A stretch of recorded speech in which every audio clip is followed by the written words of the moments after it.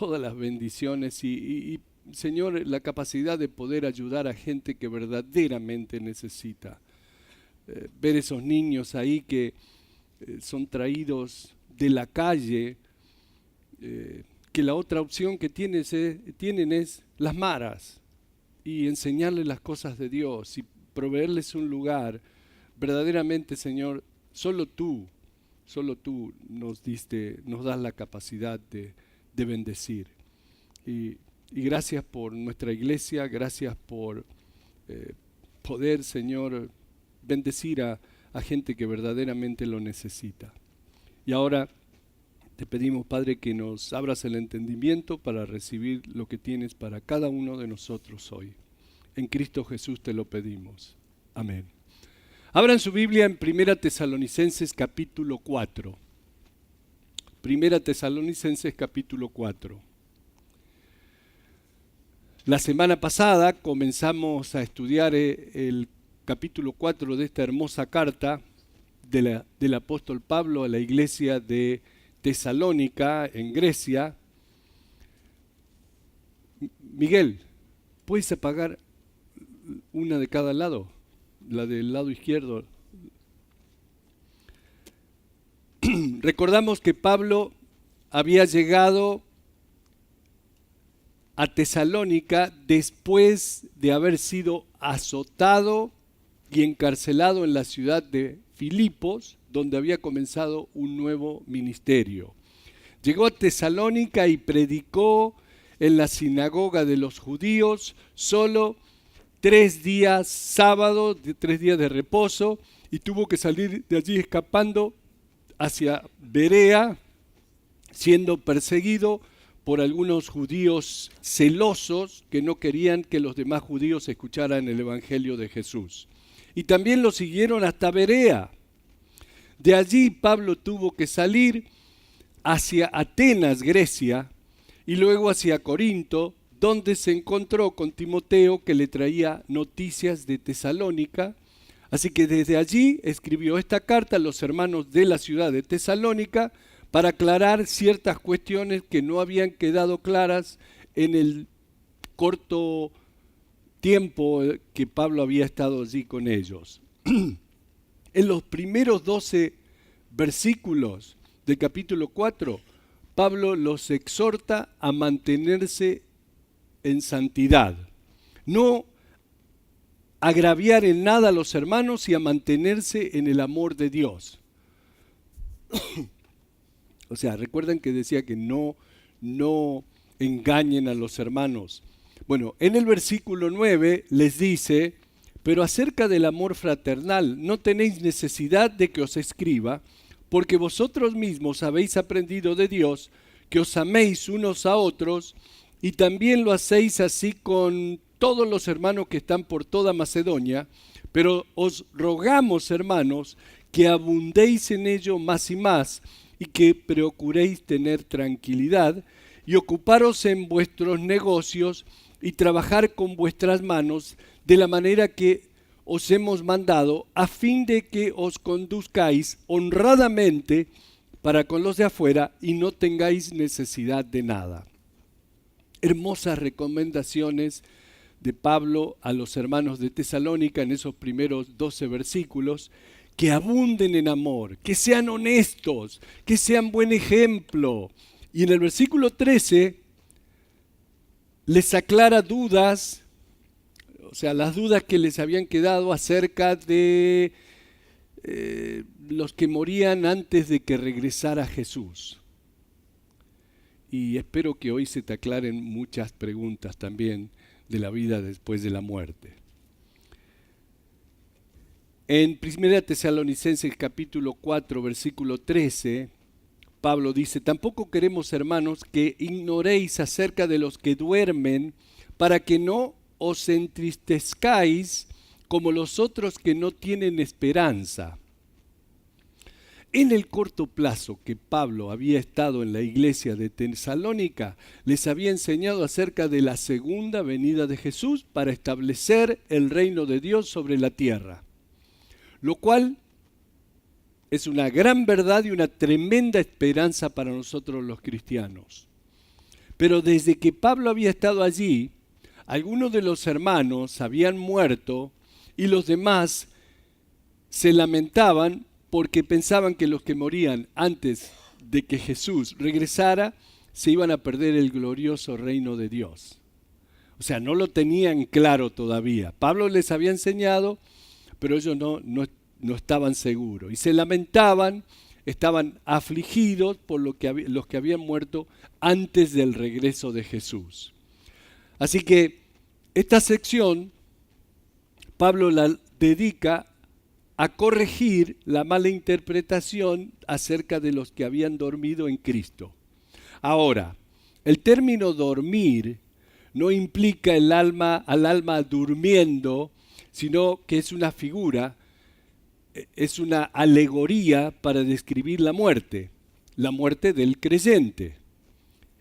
Y esto me recuerda en San Lucas capítulo 8, cuando Jairo le pidió a Jesús que fuera a su casa porque su hija, recuerdan, se estaba muriendo. Y alguien vino de la casa de Jairo y dijo sarcásticamente: tu hija ha muerto, no molestes al maestro. Y oyéndolo Jesús le respondió: no temas, cree solamente y serás salva. Y entraron en la casa y todos estaban llorando. Jesús dijo: la niña no está muerta, sino que duerme. Y se rieron de él. ¿Y qué hizo Jesús? Los echó fuera. Hay otro caso similar cuando Jesús estaba en el río Jordán con sus discípulos y recibieron mensaje de María y Marta diciéndoles: ven pronto, tu amigo Lázaro está muriendo. Y él se quedó por un par de días más en el río Jordán y luego dijo: vayamos ahora que podamos ver a Lázaro. Y en San Juan capítulo 11, mientras todos estaban hablando, Jesús dijo: nuestro amigo Lázaro duerme, mas voy para despertarle. Dijeron entonces sus discípulos: Señor, si duerme sanará. Pero Jesús decía esto de la muerte de Lázaro, y ellos pensaron que hablaba de reposar del sueño. Entonces Jesús les dijo claramente: Lázaro ha muerto y me alegro por vosotros de no haber estado allí para que creáis, mas vamos a él. Eso está en San Juan capítulo 11, versículos del 11 al 15. Jesús se refería al hecho de que Lázaro había muerto. También en el Antiguo Testamento, ¿recuerdan? Está durmiendo o durmió con sus padres. Es una frase que se utiliza muy a menudo refiriéndose a los reyes, a algunos de los reyes. Dice: él durmió con sus padres. Y en el Nuevo Testamento era un término que se utilizaba para la muerte, generalmente la muerte del creyente. De manera que los que están muertos ciertamente están en un estado consciente, como fue declarado por Jesús de su amigo Lázaro. Ahora, también en Eclesiastés, el rey Salomón, hablando como hombre, dice que la tumba es el fin, que al morir no hay pensamiento, no hay conciencia. Pero por otro lado, tenemos a Jesús en San Lucas 16 diciendo que había un hombre rico que se vestía de púrpura y de lino fino y hacía cada día banquete con esplendidez. Había también un mendigo llamado Lázaro que estaba echado a la puerta de aquel lleno de llagas y ansiaba saciarse de las migajas que caían de la mesa del rico. Y aún los perros venían y le lamían las llagas. Jesús dijo: aconteció que murió el mendigo y fue llevado por los ángeles al seno de Abraham. Y murió también el rico y fue sepultado. Y en el Hades alzó sus ojos, estando en tormentos, y vio de lejos a Abraham y a Lázaro en su seno. Entonces él, dando voces, dijo: Padre Abraham, ten misericordia de mí y envía a Lázaro para que moje la punta de su dedo en agua y refresque mi lengua, porque estoy atormentado en esta llama. Eso está en San Lucas capítulo 16, versículos del 19 al 24, para aquellos que lo quieren corroborar. Jesús habla del Hades, lo cual era una sala de espera que había antes de la resurrección de Jesús, donde los muertos en Cristo esperaban cuando el Señor bajara y los quitara de allí. Y esperaban en brazos de Abraham, quien les daba descanso. Y para los muertos en Cristo, ese era el infierno. Así que Jesús habla del Hades como en un estado consciente. Lázaro siendo consolado y el hombre rico en un estado consciente de tormento. Pablo dice, tampoco queremos, hermano, que ignoréis acerca de los que duermen, para que no os entristezcáis como los otros que no tienen esperanzas. Ahora, hay dos clases de aflicciones para la muerte, dos clases de sufrimientos. El sufrimiento por los que mueren o duermen porque no tienen esperanza, la cual es la angustia del mundo por la muerte. La aflicción de los no creyentes. Para ellos, la muerte es el final. Todo terminó para los que no tienen a Jesús. Pero la angustia, la aflicción, el dolor del creyente no es como la de los no creyentes que no tienen esperanza. Nuestro dolor realmente no es por la persona que murió. Nuestro dolor es por nosotros mismos, porque nosotros aún estamos aquí y vamos a extrañar a los que nos dejan. Nos lamentamos por los que fueron quitados de nosotros porque no los vamos a poder ver más. No vamos a poder visitarlos, no los vamos a poder hablar, llamar más por teléfono. No podemos compartir tiempo con ellos. Y me lamento porque los he perdido. Pero si ellos eran hijos de Dios, me regocijo, me alegro por ellos, porque están en presencia del Señor. Así que nosotros no nos entristecemos como los que no tienen esperanza. Nosotros tenemos esperanza de vida de eterna en presencia de Dios. Nosotros que hemos aceptado a Cristo Jesús como nuestro Dios y Salvador. No tenemos que rezarles, no tenemos que hacerles misas. Una persona cristiana muere y va inmediatamente a la presencia de Dios. Y ahora lo vamos a ver. Versículo 14. Porque si creemos que Jesús murió y resucitó, así también traerá Dios con Jesús a los que duermen en Él. Fíjense, Pablo dice que Jesús viene nuevamente por su iglesia. Y que cuando Él venga, dice que Dios los traerá con Él, los que han dormido en Jesús. Ellos vendrán con Él. Versículo 15. Por lo cual os decimos esto en palabra del Señor, que nosotros que vivimos, que habremos quedado hasta la venida del Señor, no predeceremos a los que durmieron. Y por supuesto que no, ellos realmente nos predicieron, se dice, ¿no? Y están en la presencia de Dios. Porque el Señor, versículo 16, el Señor mismo, con voz de mando, con voz de arcángel y con trompeta de Dios, descenderá del cielo y los muertos en Cristo resucitarán primero. Luego nosotros, los que vivimos, los que hayamos quedado, seremos arrebatados juntamente con ellos en las nubes para recibir al Señor en el aire y así estaremos siempre con el Señor. Está hablando de nosotros, los cristianos. Por tanto, alentaos los unos a los otros con estas palabras. Esto nos da mucha esperanza, porque no solo dice que un día vamos a ser arrebatados o raptados antes que venga la tribulación y el juicio. También nos dice que cuando un creyente muere, va automáticamente a la presencia de Dios. Y lo corrobora Pablo en 2 de Corintios capítulo 5, cuando escribe a la iglesia de Corinto en su segunda carta. Vayan conmigo a 2 capítulo 5. 2 Corintios capítulo 5. Y ahí todo lo que necesitas saber sobre la vida después de la muerte, la encuentras aquí. La gente que dice, oh no, una vez que muertos, ya aquí se termina todo. No es así. Muerto el perro se acabó la rabia, ¿no? Miren lo que dice Pablo, lo que dice la Biblia. Porque sabemos que si nuestra morada terrestre, este tabernáculo, se deshiciere, tenemos de Dios un edificio, una casa no hecha de manos, eterna en los cielos.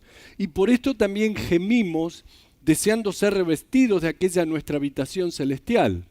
Y cuando más viejo te viene, más estás deseando esa habitación celestial por todos los achaques. ¿No es cierto? Dios te da una chance de ir al gimnasio y que...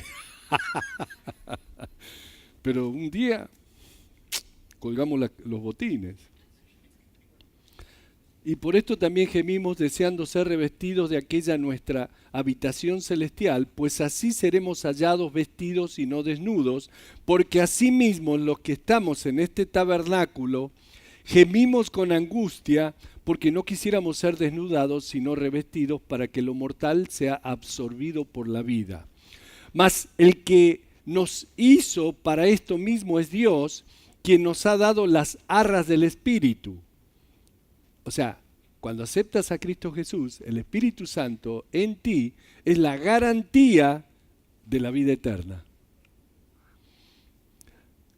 Así que vivimos confiados siempre y sabiendo que entre tanto que estamos en el cuerpo, estamos ausentes del Señor, porque por fe andamos, no por vista, pero confiamos y más quisiéramos estar ausentes del cuerpo y presentes al Señor. Amén. Segunda de Corintios capítulo 5, versículos del 1 al 8.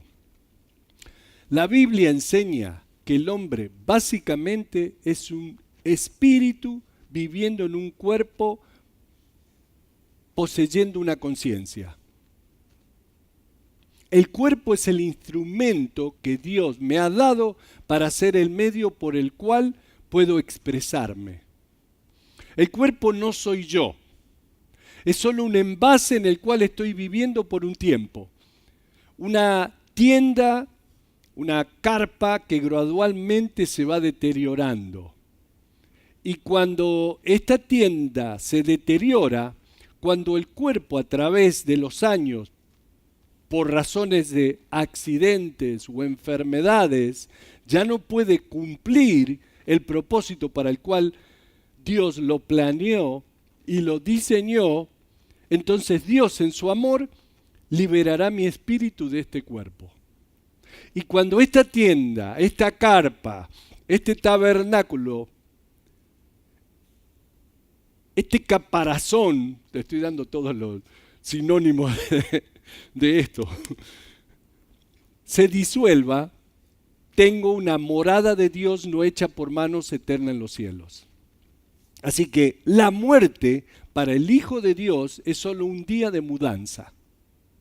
Cuando te mudas de la carpa a la casa, al edificio de Dios no hecho por manos. Jesús dijo, en la casa de mi Padre muchas moradas hay. Si así no fuera, yo os lo hubiera dicho. Voy pues a preparar lugar para vosotros. San Juan capítulo 14, versículo 2. Ahora,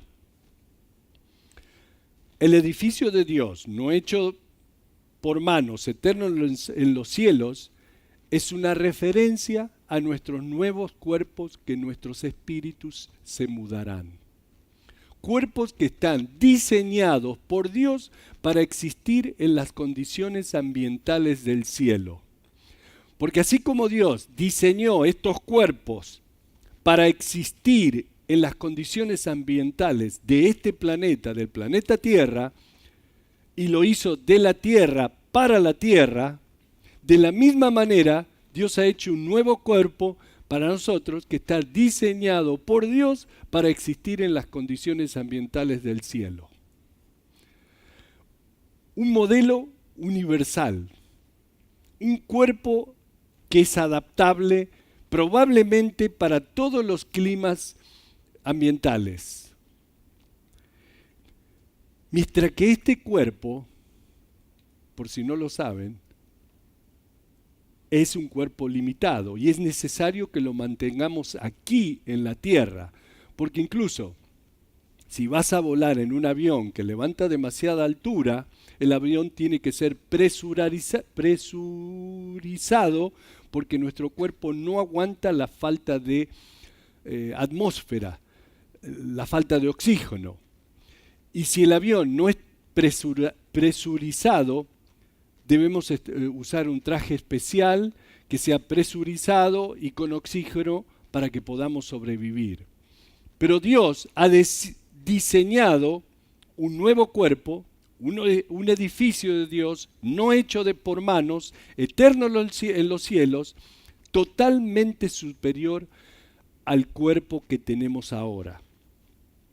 Un cuerpo, ese cuerpo que tiene diseñado Dios, que no conocerá de procesos de envejecimiento, que no experimentará dolor, no se cansará, no se arrugará, no se enfermará, ni le dará reumas.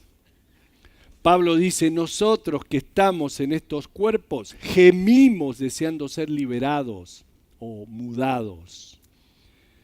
Y no es que vayamos a quedar sin cuerpo y ser un espíritu flotando en el vacío, como algunos creen, del universo, flotando en algún lugar, sino que seremos revestidos con el cuerpo que es del cielo, un cuerpo celestial. Tenemos esperanza, sin dolor, sin vejez, sin las canas, sin los dientes postizos.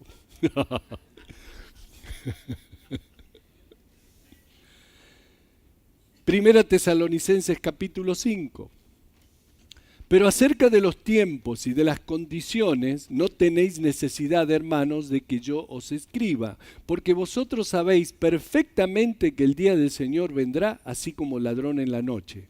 Que cuando digan paz y seguridad, entonces vendrá sobre ellos destrucción repentina, como los dolores a la mujer encinta, y no escaparán. Mas vosotros, hermanos, no estáis en tinieblas para que aquel día os sorprenda como ladrón. Porque todos vosotros sois hijos de luz e hijos del día, no somos de la noche ni de las tinieblas. El Señor, el día del Señor se acerca. Jesús se refirió a su venida como un ladrón en la noche. Pero Pablo dice, ustedes son hijos de luz, así que ese día no los alcanzará como ladrón. Yo creo que el Señor pretende que seamos conocedores de las profecías bíblicas y conocedores de las señales de su venida. Y en realidad hay señales interesantes desde su segunda venida, incluso en el mundo de hoy mismo, que son señales. Israel existe como nación nuevamente como fue profetizado. Tremenda señal del regreso de Jesús. Otra, Europa unida en una comunidad de naciones como lo profetizó Daniel. Esa es otra interesante señal del regreso de Jesús. La capacidad del hombre de destruirse a sí mismo y al planeta Tierra. Esa es otra señal porque Jesús dijo, San Mateo capítulo 24, si aquellos días no fuesen acortados, nadie sería salvo, mas por causa de los escogidos, aquellos días serán acortados. Otra gran señal es el desarrollo de las transferencias de fondos bancarios electrónicas. Hoy podemos hacer nuestros pagos electrónicamente, desde tu casita. Y en el futuro ni siquiera necesitaremos tarjetas de crédito ni cargar ni cargar con una identificación, porque ya han desarrollado un sistema de identificación colocando un chip en tu mano o en cualquier parte, un chip de computadora en tu mano o en cualquier parte del cuerpo, igual que lo describe el libro de Apocalipsis.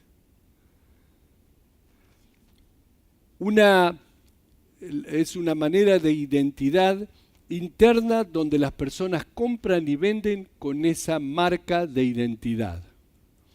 Pablo dice, mas vosotros, hermanos, no estáis en tiniebla para que aquel día os sorprenda como ladrón.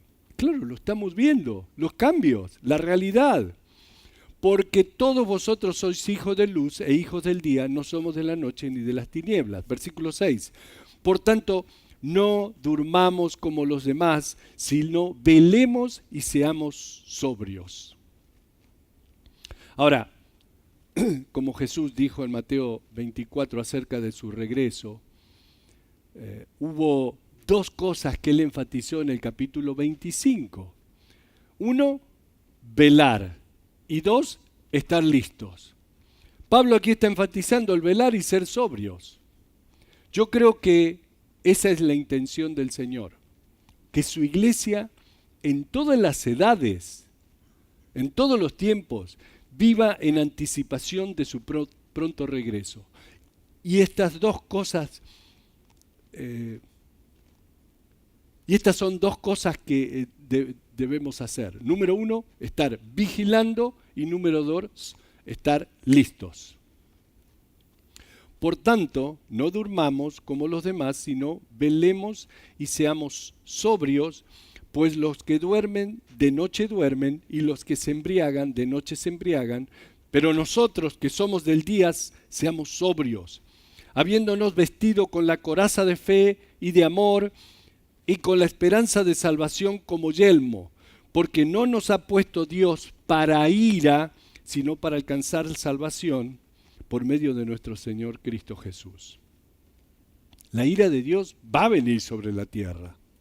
Jesús dijo, citando de las profecías de Daniel, Jesús dijo, y vendrá un tiempo de gran tribulación, uno como el mundo nunca vio antes ni nunca volverá a ver. Y en el libro del Apocalipsis, desde el capítulo 6 al capítulo 18, tenemos con lujo de detalles el gran juicio de Dios que vendrá sobre la tierra. Y ese gran juicio que vendrá en el libro de Apocalipsis es llamado el día de su ira. Pablo habla de eso. Apocalipsis 16 dice, y decían a los montes y a las peñas, caed sobre nosotros y escondednos del rostro de aquel que está sentado sobre el trono y de la ira del Cordero, porque el gran día de su ira ha llegado. ¿Y quién podrá sostenerse en pie? Híjole. Apocalipsis capítulo 6, versículos 16 y 17. Y en cuanto a la iglesia se refiere, en San Juan capítulo 16, Jesús dice, estas cosas os he hablado para que en mí tengáis paz. En el mundo tendréis aflicción, pero confiad, yo he vencido al mundo. Jesús identifica a Satanás como el culpable detrás de la aflicción de los hijos, que los hijos experimentarán viviendo en este mundo. Ahora, la gran tribulación vendrá cuando Dios, en su juicio, venga a juzgar a los que no han aceptado a Cristo Jesús como su Dios y Salvador y han quedado viviendo sobre la tierra. Y la promesa es que cuando se derrame la ira de Dios, nosotros, los cristianos, no estaremos aquí, porque Pablo nos dice que seremos raptados, seremos arrebatados, porque no hemos sido señalados para ira, sino para obtener salvación por nuestro Señor. Eso nos da paz, ¿no? Tranquilidad. Por eso es que Pablo dice que debemos estar velando y debemos ser sobrios.